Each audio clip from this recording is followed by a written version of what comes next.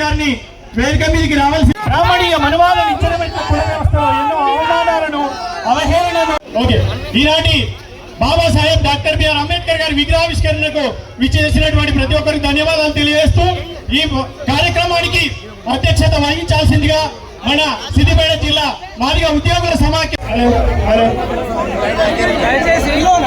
Hello అంటరాని కులంలో పుట్టి ప్రపంచంలో ఎవరు కూడా చదవలేనటువంటి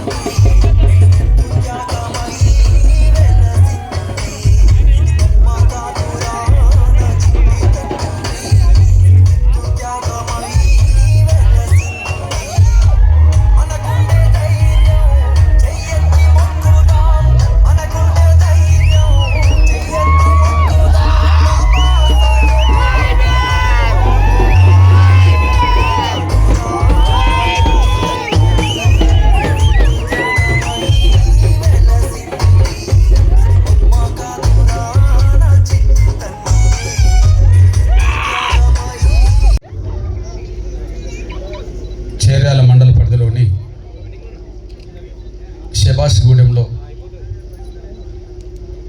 భారత రాజ్యాంగ నిర్మాత మనందరి జీవితాల్లో వెలుగు నింపిన మహనీయుడు డాక్టర్ బిఆర్ అంబేద్కర్ గారి విగ్రహాన్ని ఆవిష్కరించిన అనంతరం జరుగుతున్న సభకు అధ్యక్షత వహించిన తమ్ముడు ఎంఎఫ్ జిల్లా అధ్యక్షులు మరాఠీ సంతోష్ మాది గారికి, మన ముఖ్య అతిథి ఈ విగ్రహావిష్కరణలో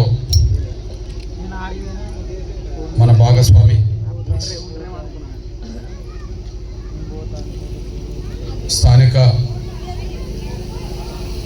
జనగాం నియోజకవర్గ శాసనసభ్యులు మాదిగ రిజర్వేషన్ పోరాట సమితికి దాదాపు 2 దశాబ్దాలకు పైగా ఒక శ్రేయభిలాషిగా తను ఎక్కడున్నా ఏ బాధ్యతలో ఉన్నా మొదటి నుంచి ఉమ్మడి వరంగల్ జిల్లాలో ఎంఆర్పిఎస్ కార్యకర్తలకు నాయకులకు ప్రతినిత్యం అందుబాటులో ఉండి అది రాష్ట్ర కమిటీ కానీ జాతీయ కమిటీ కానీ ఏ అవసరాలు ఏ సందర్భం వచ్చినా ఒక పెద్ద దిక్కుగా మనకందరికి అండగున్న నా సోదరులు శాసనసభ్యులు పల్లా రాజేశ్వర రెడ్డి అన్న గారికి, నా సోదరి గ్రామ ప్రథమ పౌరాలు సర్పంచ్ స్వప్న కిరణ్, సోదరులు సిపిఎం జిల్లా నాయకులు వెంకట్ మావో, కాంగ్రెస్ మండల నాయకులు సోదరులు కొమ్ము రవి, పోచయ్య గ్రామ ఈ శభాష్గూడెం గ్రామంలో భారత రాజ్యాంగ నిర్మాత అంబేద్కర్ గారి విగ్రహాన్ని ఆవిష్కరించే గొప్ప అవకాశం. అది కూడా నా సోదరుడు ఒక 25 ఏళ్ళుగా ఎంఆర్పిఎస్ ఉద్యమానికి అండదండలు అందిస్తూ ఈ నియోజకవర్గ శాసనసభ్యుడిగా ఉన్న పల్లా రాజేశ్వర రెడ్డి అన్న సమక్షంలో ఇద్దరం కలిసి అంబేద్కర్ గారి విగ్రహాన్ని ఆవిష్కరించే ఒక గొప్ప అవకాశం, అదృష్టం కల్పించిన మీ అందరికీ ప్రత్యేకంగా ధన్యవాదాలు చెప్తున్నాను. ఈ కార్యక్రమాన్ని అహర్నిశలు శ్రమించిన, అదే సమయంలో అందరూ సహకరించిన అందరికీ నేను ప్రత్యేక ధన్యవాదాలు చెప్తున్నాను. ఇక్కడ అందరికీ అవకాశం ఇవ్వలేదు, ఇంకా చాలామంది మాట్లాడే అవకాశం ఉన్నా ఇవ్వలేదు. కాకపోతే పాత్రికేయ మిత్రులకు విషయం తొందరగా సమాచారం సమాజానికి వెళ్ళాలి కాబట్టి అన్నకు అవకాశం, మన ప్రముఖ నాయకత్వానికి అవకాశం ఇవ్వడం జరిగింది. దయచేసి ఎవరు అపార్థం చేసుకోవద్దని నేను సవినంగా విజ్ఞప్తి చేస్తున్నాను. ఇకపోతే ప్రపంచంలో ఎక్కడ లేని ఒక వ్యవస్థ ఒక మన భారతదేశంలోనే ఉన్నది, అదే కుల వ్యవస్థ. ప్రపంచంలో ఎక్కడ లేని ఒక వ్యవస్థ మన దేశంలో ఉన్నది, అదే కుల వ్యవస్థ. ఈ దేశంలో ఉండబడే కుల వ్యవస్థ వల్ల సాంఘిక అసమానతలు, ఆర్థిక అసమానతలు బలంగా పెరగడానికి కూడా దారితీసింది. ప్రపంచవ్యాప్తంగా ఆర్థిక అసమానతలు ఉన్నమాట ఎంత వాస్తవమో, ఈ భారతదేశంలో సాంఘిక అసమానతలు, కుల వివక్షత ఉన్నమాట అంతే వాస్తవం. ప్రపంచవ్యాప్తంగా ఆర్థిక అసమానతలు ఉన్నట్టుగానే ఇక్కడ కూడా పేద ధనిక ఉన్నది. కానీ ప్రపంచం ఎక్కడ లేని కుల వ్యవస్థ ఉండడం వల్ల మీరు దళితులు, మేము ఓసీలు, మీరు బీసీలు, మీరు ఎస్టీలు, మీరు ఈ కులం, మేము ఆ కులం అని చెప్పి ప్రతి కులానికి ఒక హోదా కల్పించి మీరు మాకంటే తక్కువ అని కొందరంటే, అవును మీకంటే మేము తక్కువనేమో అని చెప్పి అనుకునే స్థాయికి ఈ దేశ కుల వ్యవస్థలో దళితులు అనబడుతున్న వాళ్ళు కొన్ని వేల సంవత్సరాలుగా మన్మోహన్ సింగ్ గారి వరకు దేశంలో ఉండబడే ఉన్నత వర్గాలకు సంబంధించిన వాళ్ళే ప్రధానమంత్రులయ్యారు. నెహ్రూ నుంచి మొదలుకుంటే మన్మోహన్ సింగ్ గారి వరకు ఎవరి పేరు తీసుకున్నా ఈ దేశంలో ఆయా రాష్ట్రాల నుంచి ఎదిగిన ఉన్నత వర్గాలకు సంబంధించిన వాళ్ళే ప్రధానమంత్రులయ్యారు. మొదటిసారి పేరు ఏదైనా ఒక ఓబీసీ పేరుతో ఉండబడే గౌరవ నరేంద్ర మోడీ గారు ప్రధానమంత్రి అయ్యారు. ఆయన పార్లమెంట్లోకి అడుగుపెట్టే ముందు పార్లమెంటు దగ్గర ఉండబడే నేలకు ముద్దాడి మళ్ళీ లోపలికి వెళ్ళి బయటకు వచ్చి ఆయన ఒక మాట అన్నాడు, ఈరోజు ఒక బలహీన వర్గాల బిడ్డగా ఈ ప్రజాస్వామ్యం నన్ను దేశానికి ప్రధానమంత్రి చేసిందంటే రాజ్యాంగం, అంబేద్కర్ రాసిన రాజ్యాంగం వల్లనే సాధ్యమైందని చెప్తారు. అంటే ఎక్కడున్నోళ్ళను ఎక్కడికి తీసుకొచ్చింది రాజ్యాంగం, ఎక్కడున్నోళ్ళను ఎక్కడ తొక్కేయబడ్డోళ్ళను ఎక్కడ తీసుకొచ్చింది రాజ్యాంగం. ఊరికి దూరంగా పెట్టడానికి ప్రయత్నం చేసిన ఈ సమాజమే డాక్టర్ బాబాసాహెబ్ అంబేద్కర్ రాసిన రాజ్యాంగం మేరకే నిన్నటి వరకు గౌరవ మన సోదరి, ఇప్పుడు ముర్ము ప్రెసిడెంట్ కదా, గిరిజన బిడ్డ, అంతకుముందు రామ్నాథ్ కోవింద్ కూడా ఒక దళిత బిడ్డే ప్రెసిడెంట్ అయ్యిండు కదా, అంతకుముందు కేఆర్ నారాయణ్ కూడా ఈ దేశానికి ప్రధానమంత్రి అయ్యింది కదా. అంటే కొన్ని వేల సంవత్సరాలుగా అణచివేతకు గురవుతున్న ఈ వర్గాలకు కొంత స్వేచ్ఛ, హక్కులు, అవకాశాలు, గౌరవం దక్కుతున్నదంటే కేవలం ఆ ముగ్గురు మహనీయులే. నంబర్ 1 డాక్టర్ బాబాసాహెబ్ అంబేద్కర్, బాబు జగజీవన్ కంటే ముందు పుట్టింది మహాత్మా జ్యోతిరావు పూలే, మహారాష్ట్ర పూణేలో. 1827లో పుట్టిన ఏప్రిల్ 11, 1890 నాటికి ఆయన చనిపోయాడు. అప్పటికి అంబేద్కర్, జగజీవన్ పుట్టలే. డాక్టర్ బాబాసాహెబ్ అంబేద్కర్ పుట్టింది 91 ఏప్రిల్ 14 మనకు తెలుసు. లేదా బాబు జగ్జీవన్ పుట్టింది ఏప్రిల్ 5, 1908 అని మనకు తెలుసు. అంటే వీళ్ళిద్దరు మహనీయులు పుట్టకముందే ఆ మహనీయుడు దేశంలో దళిత వర్గాలకు మహిళలకు సమానమైన అవకాశాలు దక్కాలంటే ముందు వీళ్ళకు చదువు నేర్పాలని చెప్పి కొన్ని వందల సంవత్సరాలుగా ఏ వర్గాలకు చదువు నిరాకరించబడ్డదో ఈ వ్యవస్థలో ఎవరికి నిరాకరించబడ్డదో వాళ్ళకు నేను చదువు నేర్పడం ద్వారానే వాళ్ళ జ్ఞానవంతులు చేసి సమాజంలో వాళ్ళ గౌరవాన్ని అభివృద్ధిని తీసుకురావాలని చెప్పి మొట్టమొదటి సాంఘిక విప్లవకారుడు మన వర్గాల కోసం పాటుపడ్డ మహనీయ కుటుంబం ఏదంటే మహాత్మా జ్యోతిరావు పూలే, సావిత్రిబాయి పూలే ప్రయత్నాలే మనకు చదువు రావడానికి దారితీసింది. ఈ దళిత వర్గాలకు చదువు నేర్పాలని ప్రయత్నం చేసినప్పుడు, ప్రత్యేకంగా స్కూళ్ళు మహాత్మా జ్యోతిరావు పూలే కుటుంబం ఏర్పాటు చేసినప్పుడు మహిళలకు చదువు నేర్పడం కోసం తన భార్యకే చదువు నేర్పి ఆమెను టీచర్గా చేసి అగ్రవర్ణాల మహిళలకు కూడా, బ్రాహ్మణ మహిళలు కూడా చదువు నేర్పించే ప్రయత్నం చేస్తున్నప్పుడు ఈ సాంప్రదాయాలు అనబడుతున్న వాళ్ళతోటి సమస్యలు, సందర్భాలు, గొడవలు ఎదుర్కొన్నాడు. ఆ పోరాటంలో ఆయన దెబ్బలు తినే ప్రయత్నం చేసిండు, అవమానాలు పడ్డాడు, రాళ్ళ దెబ్బలు తినే ప్రయత్నం, ఆయన మీద హత్య ప్రయత్నాలు కూడా జరిగిన సందర్భాలు కూడా ఉన్నాయి.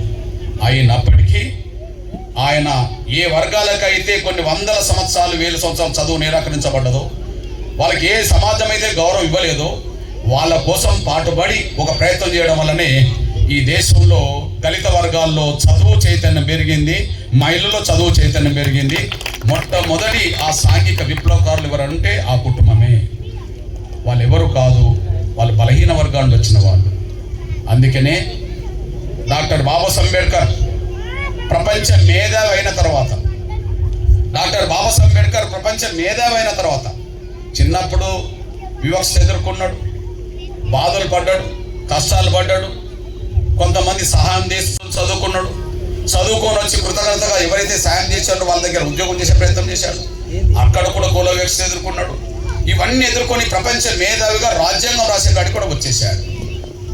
కానీ అప్పుడు ఒక మాట అంటాడు, ఎవరు అడుగుతారు, నీకు ఇంత స్ఫూర్తి వచ్చిందంటే, గొప్ప మేధావిగా ఎదిగినవు అంటే నీకు ఎవరు స్ఫూర్తి అని అడిగితే, నాకు స్ఫూర్తినిచ్చింది మహాత్మా జ్యోతిరావు పూలే అని చెప్పగలుగుతాడు. ఆయన గురువు. ఆయనకు గురువు ఎవరు అంటే చదువు నేర్పిన గురువు అనేది కాదు, ఒక స్ఫూర్తి నేర్పింది ఎవరని ఉంటే మహాత్మా జ్యోతిరావు పూలేనే నాకు గురువు అని చెప్పగలుగుతాడు. ఆయన పుట్టకముందు,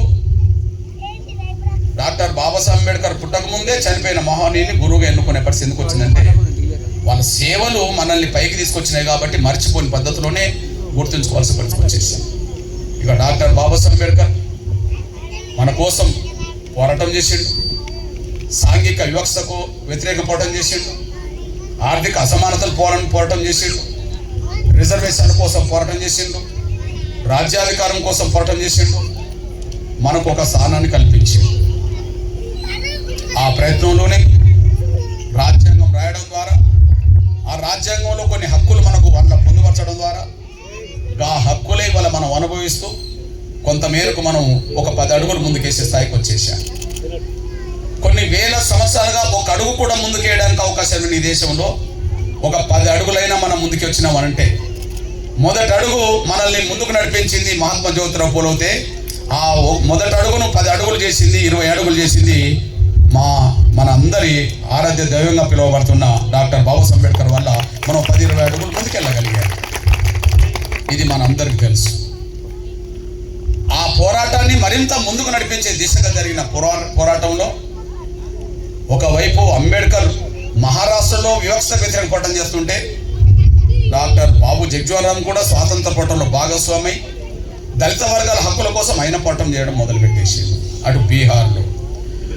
మరొక వైపు ఇక్కడ ఓటు హక్కు కావాలని చెప్పి అంబేద్కర్ మాట్లాడుతుంటే, అటువైపు ఈయనకు తోడుగా కాంగ్రెస్లో స్వాతంత్ర పోరాటం నాయకుడిగా ఉండి ఓటు హక్కు దళిత వర్గాలకు కావాలని పోరాటం చేసిందంటే బాబు జగ్జీవన్ రావు ఉన్నాడు.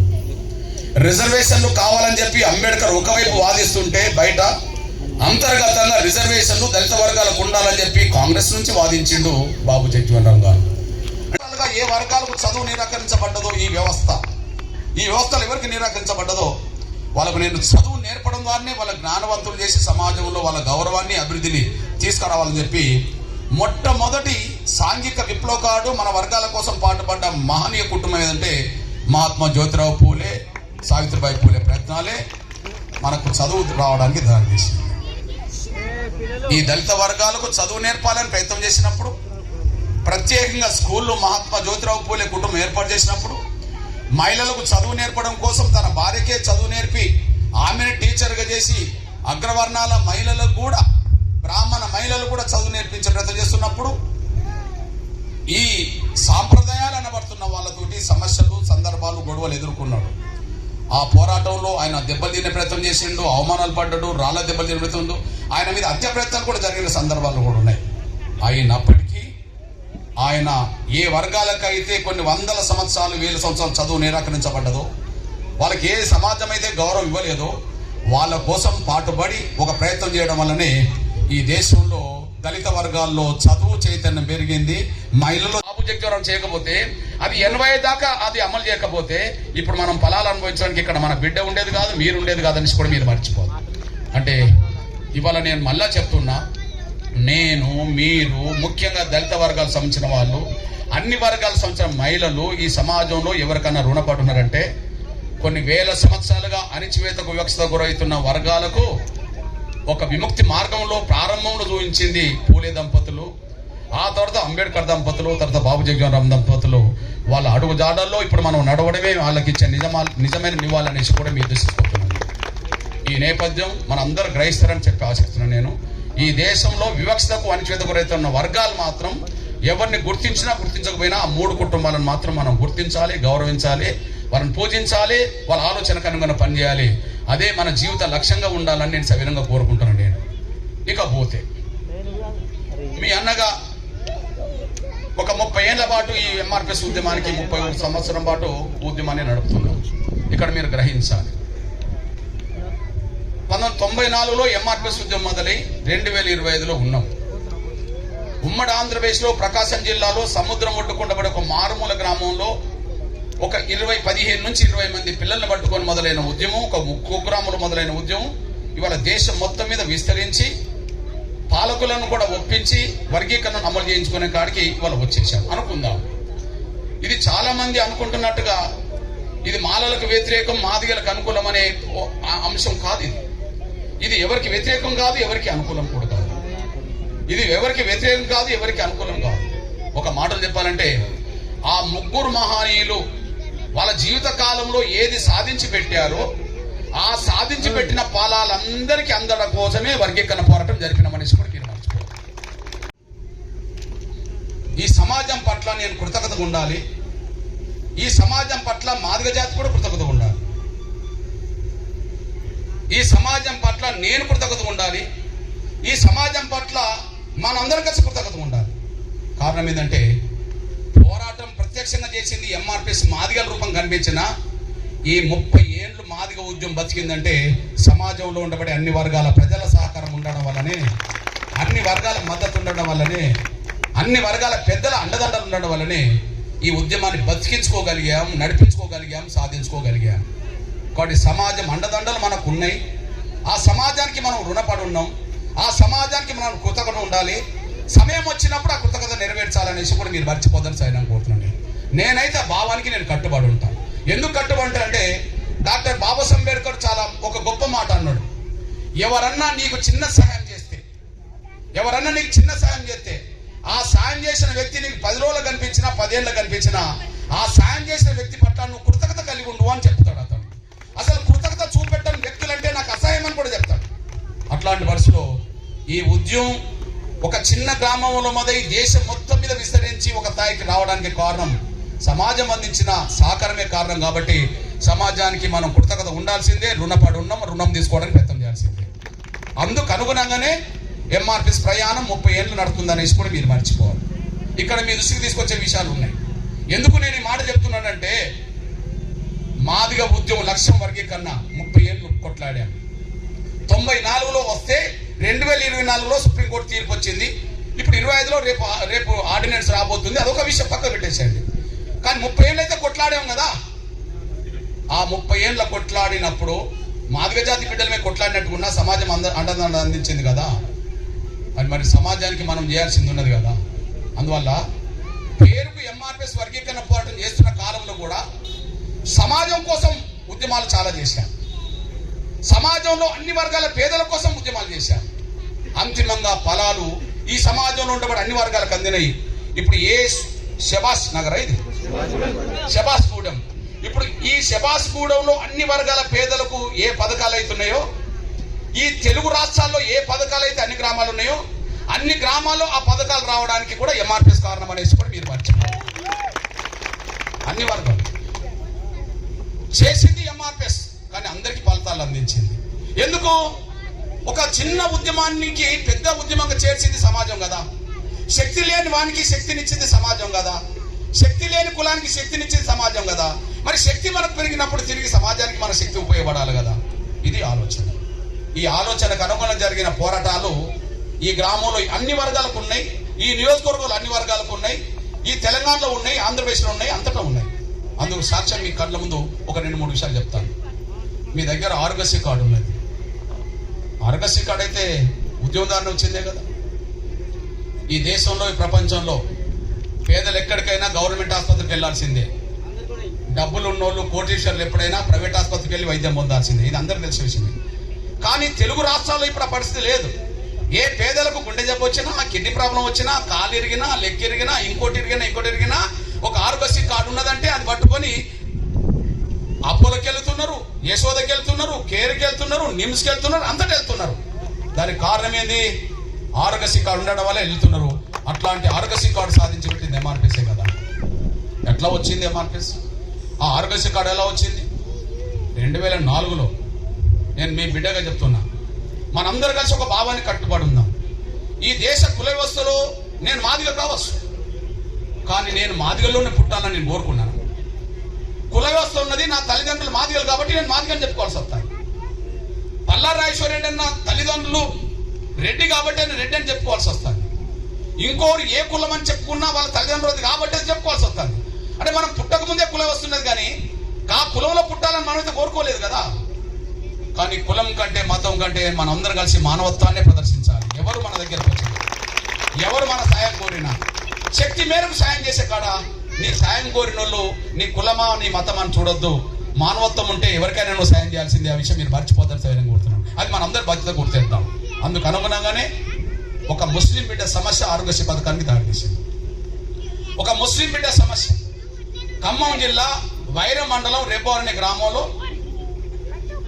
2004 ఎన్నికలు జరిగి కౌంటింగ్ జరిగిన సమయంలో ఒక చిన్న మీటింగ్ 7:30-8 గంటల ప్రాంతంలో బలహీన వర్గాలను పెడుతున్నప్పుడు అక్కడ ఒక ముస్లిం కుటుంబం ఒక పేద బిడ్డను మీరు ఇప్పుడు మా తమ్ముడు కాంగ్రెస్ కాబట్టి వాళ్ళ నాయకుడు ఏ హామీ ఇచ్చిండో ఆయనకి ఎంపియాల్సిన బాధ్యత నాకు ఉన్నది కాబట్టి ఒకసారి వినండి.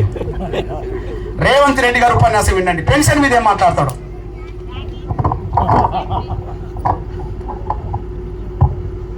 ఎంత వస్తుంది ఇప్పుడు? పింఛన్ వస్తుందమ్మా? ఎంత ఇస్తే కదా. ఇంత అంటే ఎంతనే అట్లేగా. ఇంత అంటే ఎంత ఎంత ఇంత అంటే 2000 కదా. 2000 2000 కదా.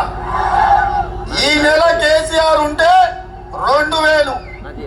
ఈ నెల కేసీఆర్ ను పొందబెడితే వచ్చే నెల గింత.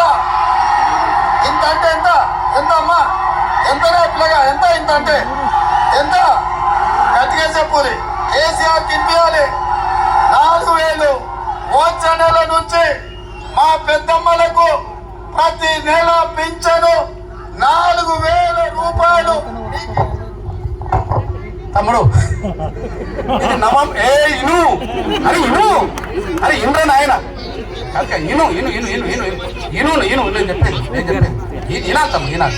ఎందుకంటే ఆ మాట ఎన్నికల ప్రచారంలో ఉన్నాడు. నవంబర్ ఈ నెలలో 200 వస్తున్నాయి అంటే నవంబర్ 2000 వస్తున్నాయి.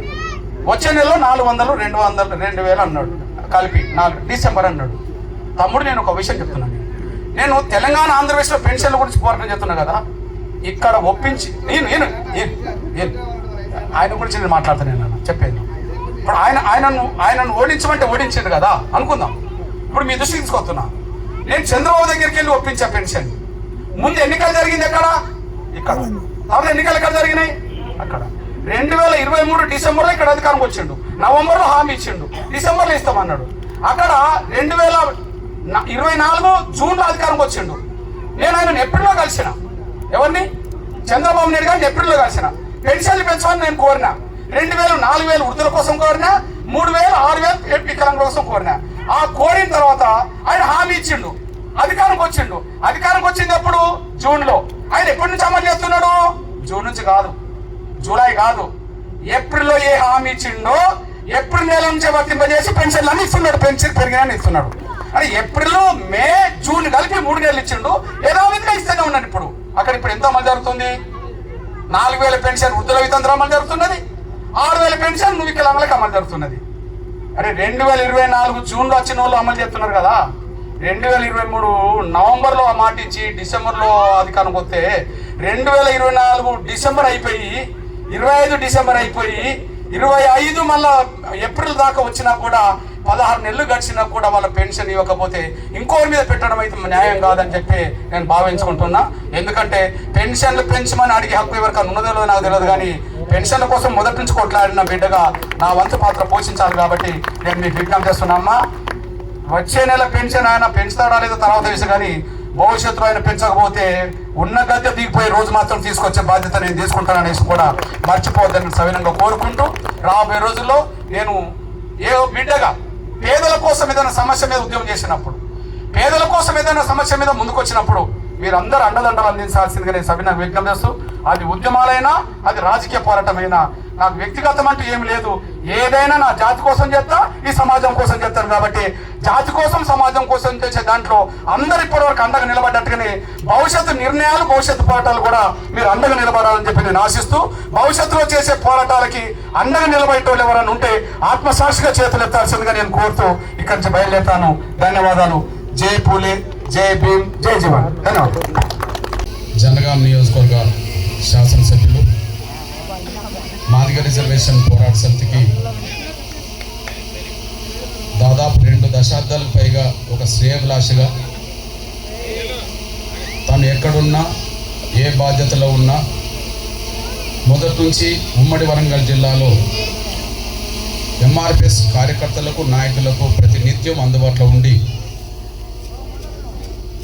అది రాష్ట్ర కమిటీ కానీ జాతీయ కమిటీ కానీ ఏ అవసరాలు ఏ సందర్భం వచ్చినా ఒక పెద్ద దిక్కుగా మనకందరికి అండగున్న నా సోదరులు శాసనసభ్యులు పల్లా రాజేశ్వర రెడ్డి అన్న గారికి ఒక మంచి కార్యక్రమం. భారతదేశంలో అణగారిన వర్గాలకి ఆశాజ్యోతిగా ఉండి వాళ్ళందరికీ ఇవాళ ఈ సమాజంలో మేమెంతున్నామో మాకంతా రావాలని చెప్పేసి దాంట్లో రాజ్యాంగాన్ని రచించి ఆ పోరాటాన్ని నేర్పి మనందరినీ అనేక మంది అణగారిన వాళ్ళందరికీ ఒక ఖచ్చితంగా ఒక వెలుగుగా ఉన్న అంబేద్కర్ మహాశయుని యొక్క విగ్రహాన్ని ఈ చిన్న గ్రామంలో ఏర్పాటు చేయడం అనేది చాలా సంతోషదాయకం. మా చెల్లె చెప్పింది ఇప్పుడే, స్వప్న కిరణ్, తను ఇక్కడ కూర్చుందంటే ఖచ్చితంగా ఆ రిజర్వేషన్ లేకపోతే ఆ అవకాశం వచ్చేది కాదు. నేను ఎక్కువ ఎందుకంటే అన్నమాటలు విందామనే ఎప్పుడు తిరుగుతూ ఉంటా మందకృష్ణ గారు, అది అన్నకు కూడా తెలుసు. ఆనాడు ఎంఆర్పిఎస్ ఉద్యమం మొదలు పెట్టినప్పుడు కూడా నేను వామపక్ష ఉద్యమాలు ఉండేది వెంకటమావ గారికి జూనియర్గా. అప్పుడు కూడా అనేక మీటింగ్లలో మందకృష్ణ అన్నతో పాటు ఆ మీటింగ్లకు పోయి వచ్చిన. ఇవాళ భారతదేశంలో ఒక అంబేద్కర్ గారు, ఒక బాబు జగజ్జీవన్ రావు గారు ఏ విధంగా దళిత వర్గాలకు వాళ్ళు జీవితాంతం గుర్తుకుంచుకునే విధంగా సేవ చేసి ఖచ్చితంగా కొన్ని నిర్మాణాత్మకమైన సూచనలు చేసి రాజ్యాంగంలో పొందుపరిచిండ్రో, ఇవాళ భారత దళిత జాతిలో వారితో పాటు సమానంగా దళితుల్లో కూడా ఎవరికైతే దక్కాలనో వారికే దక్కే విధంగా దానికోసం దరిదాపుగా 3 దశాబ్దాల పోరాటాలు చేసి దక్కే విధంగా చేసిన మన యొక్క మాదిగల సూర్యుడు మన మందకృష్ణ. కాబట్టి మందకృష్ణ చాలా మంది అనుకుంటారు ఒక నక్సలైట్ ఉద్యమం యొక్క స్ఫూర్తితో ఆ తర్వాత తెలంగాణ ఉద్యమానికి ధీటుగా తెలంగాణ ఉద్యమంలో ఏ విధంగానైతే అందరూ కలిసి వచ్చిండ్రో ఇవాళ ఈ ఏబిసిడి వర్గానికి కూడా అన్ని కులాల వాళ్ళని, అన్ని మతాల వాళ్ళని, అన్ని పార్టీల వాళ్ళని, ఎన్ని జెండాలున్నా అన్ని జెండాలను కూడా పక్కన పెట్టించి ఒకటే ఎజెండా, ఏబిసిడి వర్గీకరణ అనేది న్యాయసమ్మతం, ఎవరికి దక్కాలనో వారికి దక్కాలనే దాంట్లో ఎన్నో డబ్బులు ఇస్తారన్నారు, అమ్ముడు పోలే. ఎన్నో పదవులు ఇస్తామన్నారు, అమ్ముడు పోలే. కూడా ముద్దాడతానని చెప్పేసి అన్నాడు కేసీఆర్ చెప్పిండ్రు. ఏబిసిడి ఉద్యమంలో కూడా వాడు ఎవడైతే ఏ పార్టీ అయితే నా ఏబిసిడి సపోర్ట్ చేసేవాడే నాకు ముద్దు అని చెప్పేసి అనేకమైన రాళ్ళు వేసిండ్రు, పూలు వేసిండ్రు, నిర్బంధాలు కూడా వచ్చినాయి. చాలా ఉద్యమాలకు వాటిపోట్లు వచ్చిన తొనకకుండా బెనకకుండా 3 దశాబ్దాల్లో సాధించి పెట్టిన వాళ్ళలో ఒకే ఒక్కడు మందకృష్ణ అన్న. కాబట్టి అందులో నేను చాలా సార్లు ఇవాళ రాకముందు మాట్లాడినాం. రాకముందు వారితో పాటు మేము ఎక్కువ కలిసి ఉన్నా లేకున్నా రకరకాల ఉద్యమాల్లో మేము ఉన్నా కూడా వారిని ఖచ్చితంగా అందరు దళిత జాతికి ఎలా అన్న పూజ్యనీయుడు. మొత్తం కూడా మనందరం కూడా ఆయన యొక్క సిద్ధాంతాన్ని ఆచరణ చేయడానికి అని చెప్పి ఆచారానికి సిద్ధాంతాలు ఆచరణీయుడు. కాబట్టి మనం మన తెలంగాణ ప్రాంతంలో పుట్టి తెలంగాణ ప్రాంతంలో ఉద్యమం చేసి భారత దళిత జాతికే ఒక ముద్దు బిడ్డగా ఉన్న నిజంగా మందకృష్ణ అన్న మొన్న జనగాంలో మీటింగ్ అయితేనే ఖచ్చితంగా వచ్చిన అభిప్రాయం చెప్పిన. ఆ తర్వాత ఈ అసెంబ్లీలో మొట్టమొదటి 2014 అసెంబ్లీలో పార్టీగా ఆనాడు టిఆర్ఎస్ పార్టీ మొట్టమొదటి తీర్మానం చేసి పంపిన విషయం అన్నకు కూడా తెలుసు. నిన్న ఏబిసిడి తీర్మానం చేస్తున్న సభలో నేను సభ్యుడిని అయినందుకు నేను చాలా అదృష్టవంతులుగా ఉన్నా. ఆ సాయంత్రం జనగామలో కూడా మందకృష్ణ పటానికి నేనే మొత్తం కూడా ఫలాభిషేకం చేసే అదృష్టం కూడా నాకు దొరికింది. కాబట్టి ఇవాళ కూడా ఇక్కడ అవుతుందంటే నాకు ఇవాళ 20 ప్రోగ్రాంలే అన్నా, మిమ్మల్ని ఎట్లయినా కలిసిపోవాలనే దాంట్లో మళ్ళీ పక్కకు పోయి ఛాయ్ తాగి వచ్చినా ఎట్లయినా కలిసిపోదామని. అందుకోసమని నిజంగా దళిత జాతి ఏ విధంగా గుర్తుపెట్టుకుంటారో దీన్ని నమ్మి విశ్వాసపడే వాళ్ళు ప్రతి ఒక్క మనిషి అంటే మానవీయత ఉన్న ప్రతి మనిషి కూడా ఖచ్చితంగా ఏబిసిడిని సమర్థిస్తారు. దాన్ని సాధించిన అన్నను కూడా గుర్తుపెట్టుకుంటారని మనసా వాచా కర్మన నేను అభిమానించే నాయకునిగా నేను నిజంగా మీకు మరొకసారి శుభాకాంక్షలు తెలియజేస్తూ మా చర్యాల నియోజకవర్గానికి ఈ విగ్రహానికి వచ్చినందుకు కూడా మీకు ధన్యవాదాలు తెలియజేస్తూ సెలవు. జై భీమ్, జై భీమ్, జై తెలంగాణ. అతి తక్కువ సమయంలో మీ వ్యాపార సామ్రాజ్యాన్ని పెంచుకోవాలనుకుంటున్నారా? తక్కువ ఖర్చుతో ఎక్కువ పబ్లిసిటీ చేయాలనుకుంటున్నారా? అయితే ఇంకెందుకు ఆలస్యం? మీ జేఎన్టీవీ తెలంగాణ ఛానల్లో అతి తక్కువ ఖర్చుతో ప్రకటనలివ్వండి. అత్యధిక లాభాలను సాధించుకోండి. వ్యాపార, వాణిజ్య, పాఠశాలలు, వైద్యశాలలు, హోటళ్లు, వస్త్ర దుకాణాలు, అన్ని రకాల వ్యాపార ప్రకటనల కొరకు సంప్రదించండి. మా ఫోన్ నంబర్స్ 8558288081 9247896607.